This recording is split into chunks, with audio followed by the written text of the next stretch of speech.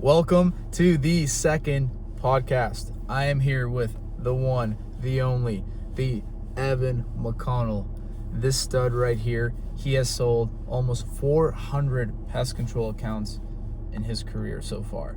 He's a dog, and we're going to dive into the good, the bad, the ugly, the reality of door-to-door, and what it takes to succeed. Evan, welcome. I'm glad to have you on. Thanks for having me, Andrew. It's a blessing. Yeah, I love it. It's time to show the people what they want to hear. I love it. So let's start with some of your past and where you came from. Cool. What were you doing before you started sales?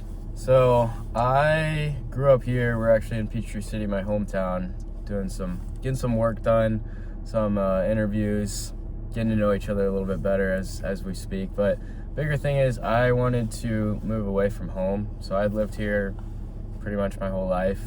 Grew up here. It's a very small community. A lot of people just kind of rely on their dad or their mom's money. So I didn't really want that for myself. I ended up going to school at Grand Canyon University in Phoenix, Arizona. I went there for a year until I ended up moving to Louisville with him and doing sales. So you want me to kind of elaborate on how we met as well? Dude. Or? How did we meet? Cool. It's a good question. How did we end up being in the same car right here, right now? I think what started it all? I think there's a few things that had to align for that to happen. So I'll start from the beginning. I had just started at school. I ended up following my ex-girlfriend to Arizona, which was kind of my idea. I wanted to go there either way, but that ended up not working out. So I was kind of lost. Yeah, it never does. But either way, I was kind of lost. I didn't really know too many people because I was more relying on her to help me meet people, understand what to do, because I had been there once or twice. I just loved Arizona. And so I remember vividly riding my skateboard being I want to know what to do with my life. I was studying entrepreneurial studies. I just knew two things. One, I wanted to make a big difference. Just if you read your history books or anything like that, you see guys that have made a change in the world, and you're I feel I have potential to do something like that. And the other thing was that I wanted to make a good amount of money. So I just didn't know how to do that. I had done a lot of businesses growing up, whether it was pressure washing. Even in middle school, I used to make duct tape wallets, just a lot of entrepreneurial stuff. So I figured just doing entrepreneurial studies would give me a broad thing to study and just a bunch of different variety of classes. So I just remember vividly on my skateboard, I was I really need some sort of direction. This is cool. I have a lot to give. I just don't know where to give it. And then the funny part too is I had been thinking that for a while. I ended up going snowboarding or planning a snowboarding trip with my buddies. And the problem is a lot of people end up doing these days, they cancel on me last minute. For whatever reason, in the back of my head, I had this thing telling me you need to go snowboarding tomorrow. You need to go snowboarding. And so I ended up paying, mind you, I had $500 in my bank account, if that. Ended up paying $100 to rent my buddy's car, and then I had to pay for gas too. So it was another $50. So I literally spent probably 30-40% of what I had left over just to go snowboarding this one day. And I remember just kind of messing around on the mountain until I ended up sitting on a chairlift next to this guy. And we had a funny conversation.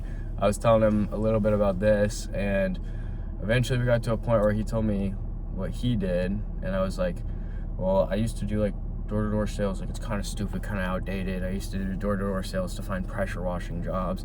And I remember vividly, he goes, "You won't believe what I do." And I just looked at him and what is this guy about to say? And so the rest is kind of history. We ended up hanging out a few more times until eventually I was okay, this guy's pretty cool. I think he'll give me a little bit of direction, and at least this is a starting point. So I'd say that's kind of my story of how we got here, in a nutshell. It's a crazy story. Everything happens for a reason. Crazy story. We met snowboarding, and Evan spent almost half of his savings at the moment to go on that snowboarding trip. Pretty much. So, really interesting. I'm excited to see how this story ages over the next 2 decades. Yep. That's the big thing I'm excited for. It's just the beginning. So I guess one of the you kind of alluded to this, but I want to give you the chance to just like recap it really quick. What was your biggest problem that you were struggling with, like around that time when we met, before we met? It's a great question. Because I think a lot of people, the problem is that sometimes you don't know what you're struggling with until you get through it. And for me, it was mainly just like not knowing the direction that I was going and like where to actually channel, because like I've had a lot of ambition growing up. I just didn't know exactly what to do with it.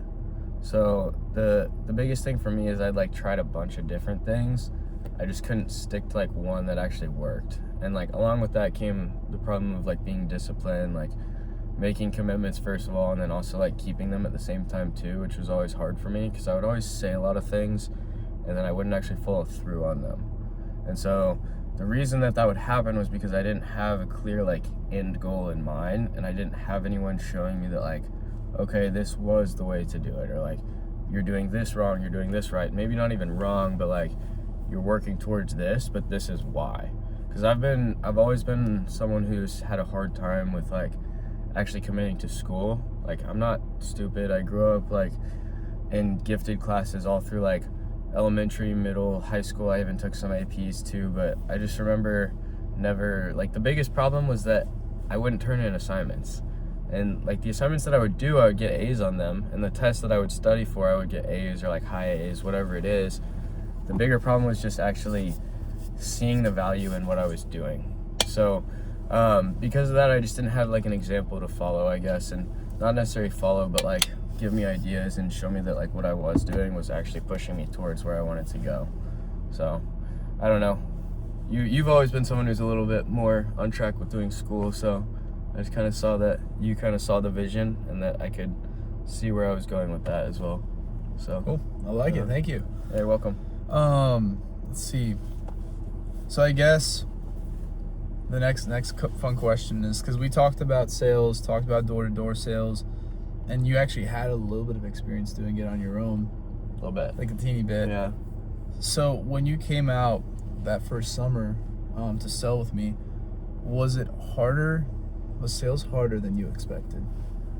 I mean, I have an interesting perception of this, because like Okay. like you said, I had done it a little bit.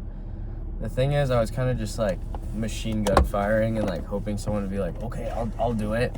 Just going up to people's doors, being like, hey, I'm doing pressure washing. Do you want to get it done? And like maybe every 1 in 200 people would be like, oh, I see the effort, because like it's a very small, like more wealthy community that I grew up in too. So like sometimes people would just do it because they wanted to help you. Yeah. So that kind of helped and hurt my perception of it, because I was like, okay, if I do this, then people are just going to respect me for it.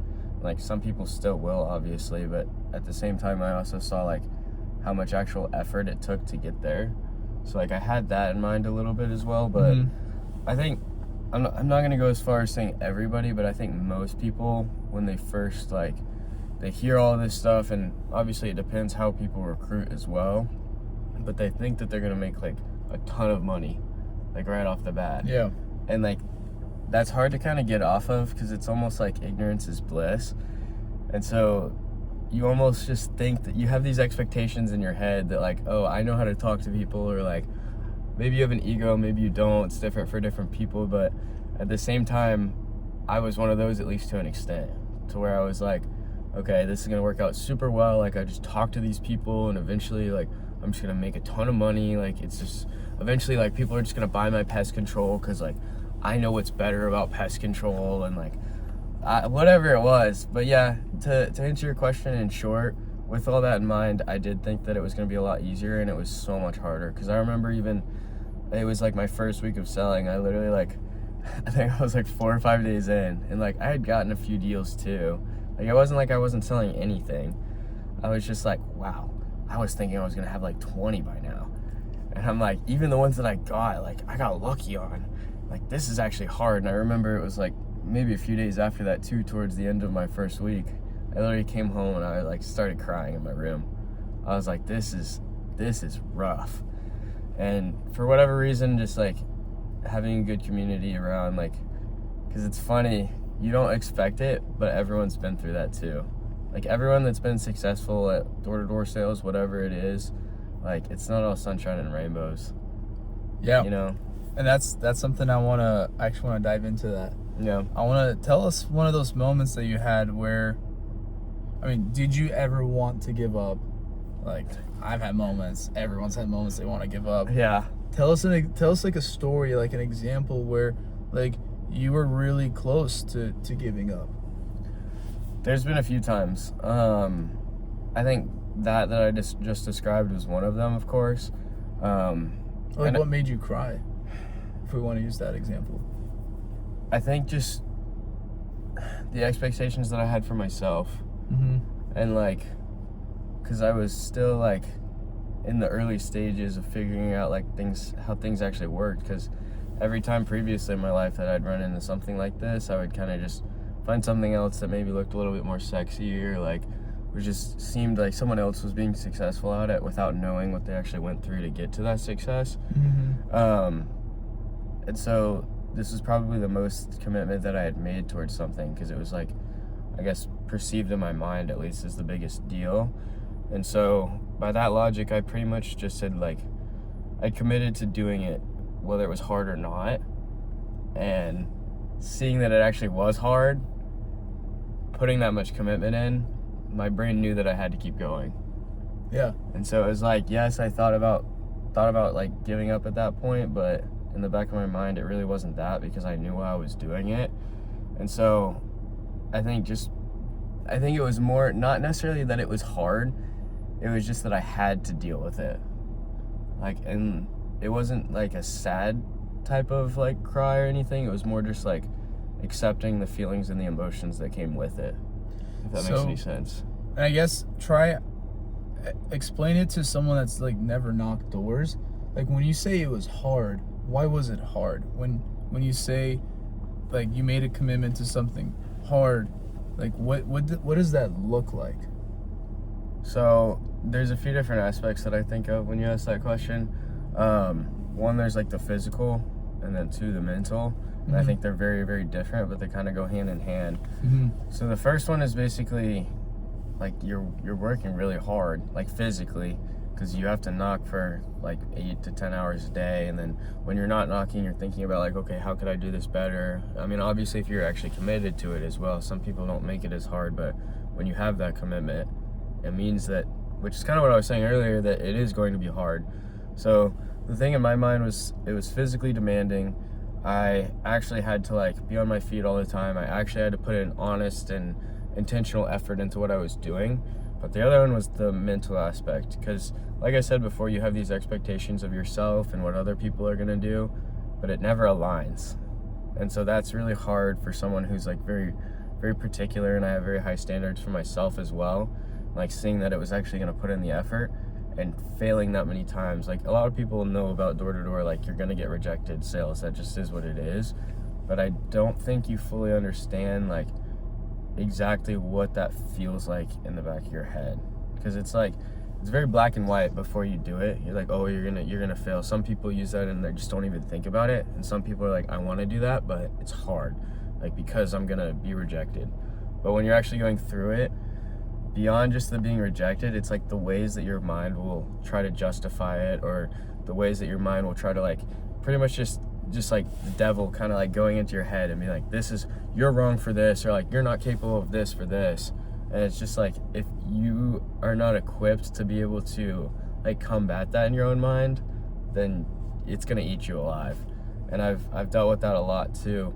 And so that's why I think the biggest thing for me, like going forward, and one of the biggest things that I've like grown from is pretty much just like how to talk to myself better, and not let how I feel in my own head or how I feel like people perceive me be based on my outcomes, but more my inputs. I think that's very powerful. Yeah. So I guess to kind of recap what you're saying, the hard part of it was not just the rejection, not just the hours, not just the physical and mental battle, but it was actually the self-talk that you have with yourself, and learning how to manage and navigate that self-talk during the hard moments. Yeah. Because I agree with you. I think sometimes the negative self-talk is actually the hardest part of the job, rather than the actual rejection or the hours. Yeah. And to elaborate on that too, I think that's probably, whether I realized this when I started or not, but it was probably one of the biggest reasons that I've kept going too, because I think sales, once you kind of get into the nitty gritty of it, is almost a reflection of life too, because it's like, that sucks, but the problem is most people will try to find something to avoid going through that, and then they'll get stuck in the same place that they are. Happens all the time. Yeah, and I see that a lot too. And the other thing is I didn't really realize that before, and after like going through it from a more like, okay, this is what your goal is, like having more of an intention of like what you're trying to get through that for, it helped me notice it in other parts of my life too. But yeah, that's the biggest thing, is just like the way and like how I hold myself and how I talk to myself in my own head. Yeah. Sweet. So let's add some value for the people listening. Let's do it. Okay. So make it worth their while. 100%. What are like one or two frameworks that's worked for you in your experience on addressing negative self-talk? Okay. It's a good question. I think for me, I kind of tie it into, because I've been a very anxious person my whole life, and I used to fight stuff like that. The bigger thing that I've realized is just, it's not about like fighting the self-talk or like the anxiety or anything like that, because there's this expression, I don't know if you told it to me or someone else, it's like you can't avoid the wave, because anxiety, the self-talk, is a wave. You can just learn how to ride it. And so I think by that knowledge, like accepting that stuff is going to come up in your head, accepting that you're going to feel a certain way, obviously you'll get better at trying to avoid it as well, but learning how to just acknowledge and see that it's part of the process and then move on, and also reframe it into like, okay, this is happening to me, this is how I feel, this is how I'm going to use it to my advantage. Because it's like, if you're having all this negative self-talk, in my head, the way that I think about it is, I'm like, screw you, like I'm going to prove this to you, like, you know, because I'm like, I'm not going to let my own head or whatever someone else says to me define what's happening in my life and where I go with things. I'm like, I'm a very, like, because I've been very big on control, and I think that's stemmed a lot of like my anxiety and even the negative self-talk. I've tried to see it more as a test for myself, and I hate losing. Almost like a game, gamifying it. It is, yeah. So I've had to gamify it and almost be like, this is going to push me to get where I want to be.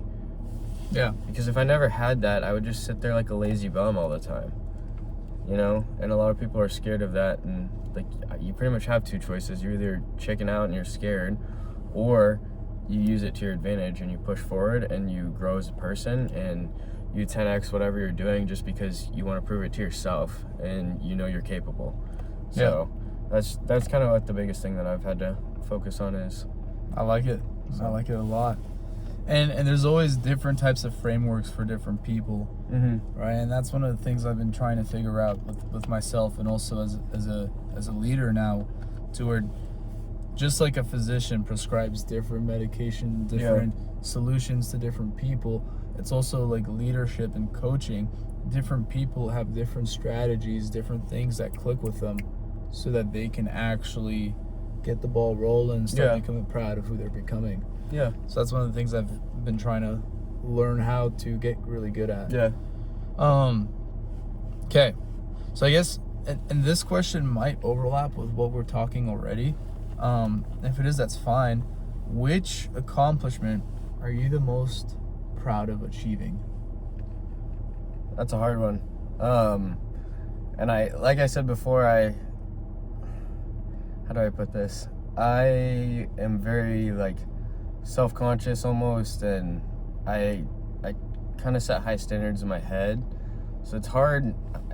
I'm still working on this. It's hard for me to actually fully be like proud of myself, because I know, and it's almost like a slippery slope that's like endless if you don't accept anything, but I always know there's more that I can give. So it's hard for me to be proud of the person that I am when I know there's more that's capable. But again, trying to remember, and on the mindset of trying to remember that I need to focus on my inputs versus my outputs, I would say pretty much just at least acknowledging what I just said, and acknowledging that it's more of a process, and you're not going to be perfect, and understanding that despite how I feel and despite not fully being proud of myself, I can still be proud of putting an honest effort in to where I want to be, and realizing that things aren't going to come immediate as well. I think more on like either a monetary or maybe accomplishment side of things, not as much mindset, would be like, at least like I recruited 5 people last year, so that's something that I'm pretty proud of, like just empowering other people, because that's why I did it in the first place. And one of them actually did pretty well and has come back and like truly believes in what I'm doing too, so I'm proud of him, and I'm proud of the work that I've put in as well. But I think the biggest like just black and white thing, I got one of the cars that I've been wanting forever. Like, it was an Infiniti G35 and a manual, and I've wanted that since I was like 12, 13 years old, and just actually putting in work and making that happen. And I feel like a lot of these things I don't appreciate as much, so I think that's something that I need to work on as well too. But say my car, my team, and actually like getting through 2 summers as well. I like it. So I like it. yeah. And that's one of the tricky things too I've noticed with high performers in general, is they're always so fixated, so focused on what can I do better, what do I not have, what am I missing, yada yada yada. They're always so focused on like what the next thing is. And something that I try to remind people, because I struggle with that myself for a very long time, and sometimes I still do, is to also be grateful, and also to give ourselves a pat on the back. Yeah. It's like you have your dream car from when you were 12 years old. Yeah. That's pretty freaking sweet. And I really like your answer too, where you said like one of your biggest accomplishments is understanding that things take time. Hitting goals and doing big things is a process. It's not magic. And I think internalizing that and truly understanding that is one of the biggest differentiators between people that stay in the same place versus people that actually hit their goals. Because once you actually understand that things are a process and they're gonna take time, and it's honestly a lot of paying your dues in order to earn the goal you want, the more you pay the dues and the faster you pay your dues, the sooner you hit the goal. Yeah. There's no shortcuts, there's no secrets, there's no way to hit your goal without paying the proper dues. And some dues might get you there sooner than others, but ultimately you still got to pay your dues. And once you actually internalize that, it's a lot easier to actually pay the dues, to handle the rejection, to do the hard, because you know fundamentally it's part of the process, and you can't not do it. So I agree. that's my thing there. Okay, you ready for the hot take The question? banger. What everyone's been waiting for. Okay, I want to make sure I don't say it wrong, because it's actually a really good question. So, what do you think stops most people from getting what they want? And the purpose for those listening is this is like the space where like we can call people out for the stuff that we're seeing, and just stating our opinion and taking all the heat and the controversy that comes with it. Yeah, get mad at us. Yeah, we love the hate. I think that's a great question. I think for me, the biggest thing has been lying to myself. And I think a lot of people do that, because one of the big things that I've been trying to focus on, one of the things that I've been telling people is like, a lot of people have these dreams, they just don't know how to turn them into reality. And so with that, I think a lot of people lie to themselves and make a lot of excuses. They do a lot of talk, because anyone can say they want to do big things, they just don't want what actually comes with it. And so because of that, I think it's the mindsets that get you kind of stuck. Bomb drop. Bang. Need the bomb sound effect, right? Yeah, we'll see. I'll see if my editor can learn how to edit these better. We'll see. We'll get him Which on is that. me right now. Yeah, get him on that one. But yeah, I think most people just don't know how to turn those dreams into reality, because they make a lot of excuses based on the mindsets that they currently have. And the one thing that I like to remember, and that I tell a lot of people as well, is if you want to change where you're at, you need to first change what you believe and what you think is true. It's like a paradigm shift. Boom. And a lot of people try to accomplish what they want to accomplish with the same mindset, but that's impossible. And then you make excuses because you're like, oh, I can't do this, I can't do that, or like, this is not possible. And honestly, you might be right because of how you're thinking. Because if someone that is thinking the way that you're thinking is asking those questions, it is impossible for them. So I think a lot of people try to force what physically needs to change when really it's what needs to change in here too. And it's like, the one thing on that I like to say a lot is you're not limited by anything except for the beliefs that you have. Like, the sky's the limit. If you can imagine it, if you can smell it, if you can taste it, if you can feel it, and you can actually come up with a plan of how to get there, there's no reason that you shouldn't be able to do it, except that you don't want to put in the work to actually make it happen. Boom. That's a fact. Yeah. Straight fact right there. It's been proven to be true for me. Me too. It's working. Okay. So that was the hot take. Hopefully that was fun for you guys. Last question. Okay. Evan, if someone is considering door-to-door sales, what would you tell them to help them make a decision that they're confident in? Oh boy. It's a good one. Don't lie to yourself. What I mean by that... Same answer twice? What? Yeah. It's like the same thing, essentially. It's the same question, just kind of reframed a little bit. But yeah, don't lie to yourself.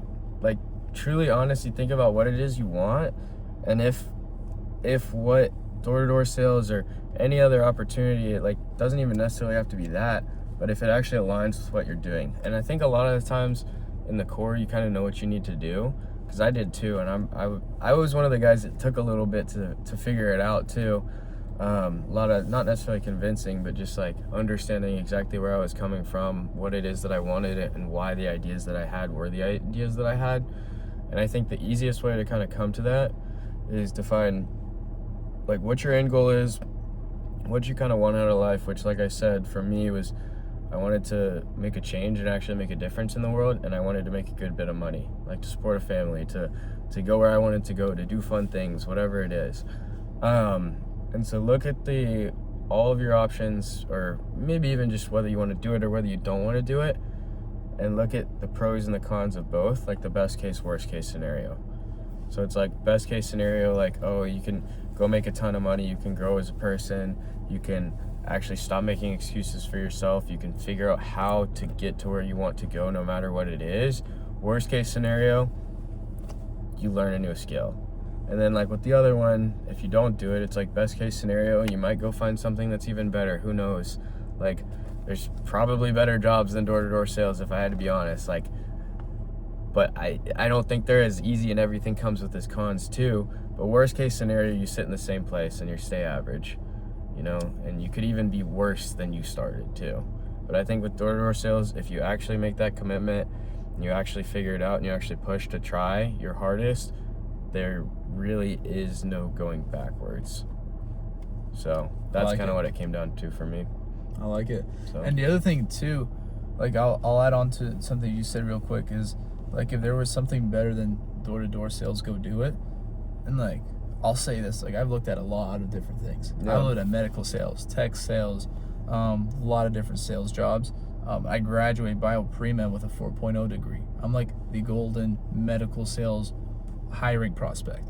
I still do this because I haven't found a better opportunity elsewhere yet, based off of the things that are important to me, which is not just financial income, but it's free time, having control of my life, working with people I love to work with, having the ability to go travel, and also doing something that lines up with the difference I want to make in the world, which is empowering others to take initiative of their lives. So I just want to tag on with that, Evan. Yeah. So thanks for tuning in. Hopefully you guys learned something, and feel free to send this to someone else that you think will get some value, because all the goal is just to like add value and make the world a little bit better.